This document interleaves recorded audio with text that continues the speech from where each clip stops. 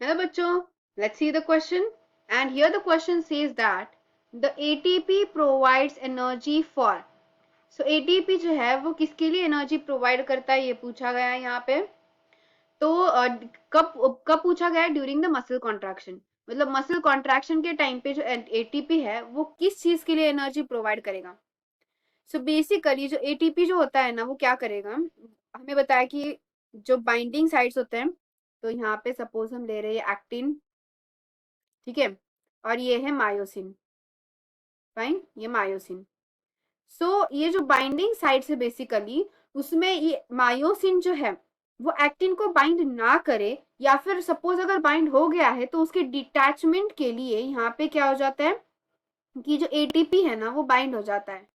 ATP molecule या bind हो गया, तो उसकी वजह से क्या हो गया, उसकी वजह से हो गया डिटैचमेंट। ठीक है, तो डिटैचमेंट बहुत इंपॉर्टेंट है। डिटैचमेंट मतलब क्या, जो ये मायोसिन जो था, जो एक्टिन के साथ, जो ये एक्टिन है उस एक्टिन के साथ जो बाइंड था ये मायोसिन, सो वो बाइंडिंग हटाने के लिए एटीपी आएगा। एटीपी आके उसको डिटैच करेगा, क्योंकि एटीपी खुद क्या करेगा, खुद मायोसिन से ज्वाइन हो जाएगा। तो जब ये एटीपी खुद मायोसिन से ज्वाइन हो जाएगा तो मायोसिन के लिए ज्वाइन होने के लिए मिल गया एटीपी, तो अब वो एक्टिन से डिटैच हो जाएगा। और फिर बाद में और एक प्रोसेस होगा जिसे हम कहते हैं हाइड्रोलिसिस।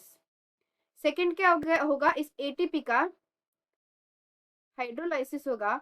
और हाइड्रोलाइसिस की वजह से क्या हो जाएगा, जो एटीपी है वो कन्वर्ट हो जाएगा एडीपी प्लस एक इनऑर्गेनिक फॉस्फेट में। तो उस टाइम क्या होगा, तो उस सिचुएशन में ये जो एक्टिन है उस एक्टिन से ये मायोसिन जाके बाइंड कर लेगा। समझे?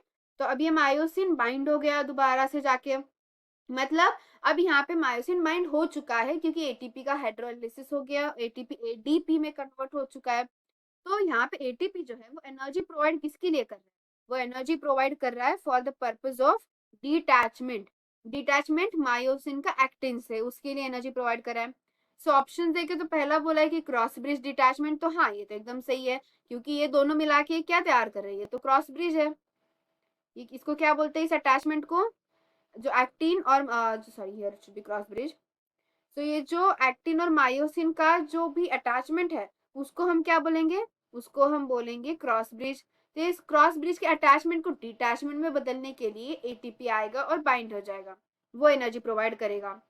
सेकेंड बोला कि बिल्डिंग अप एक्शन पोटेंशियल, नहीं, एक्शन पोटेंशियल बिल्टअप करना उसका काम नहीं है। एक्शन पोटेंशियल जब बिल्टअप हो जाएगा तो उसके बाद क्या होगा, एक्शन पोटेंशियल बिल्टअप होने के बाद रिलीज होगा, रिलीज होने वाला है क्या, एक्टोमा सॉरी उसके बाद रिलीज होगा neurotransmitter that is acetyl choline.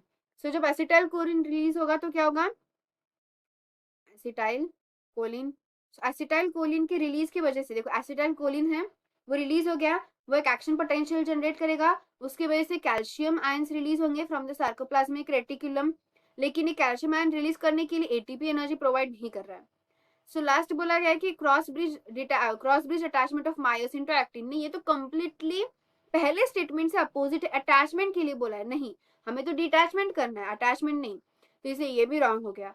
तो एकदम सही सही जवाब हमारा किस कौन से ऑप्शन में है, ऑप्शन नंबर 1 कि क्रॉस ब्रिज जो है उसका डिटैचमेंट करने के लिए एटीपी जो है वो एनर्जी क्या करेगा, प्रोवाइड करेगा। तो इसलिए हमारा जो सही आंसर होगा वो सिर्फ और सिर्फ ऑप्शन नंबर ए में है, जो है करेक्ट आंसर हमारा क्वेश्चन का।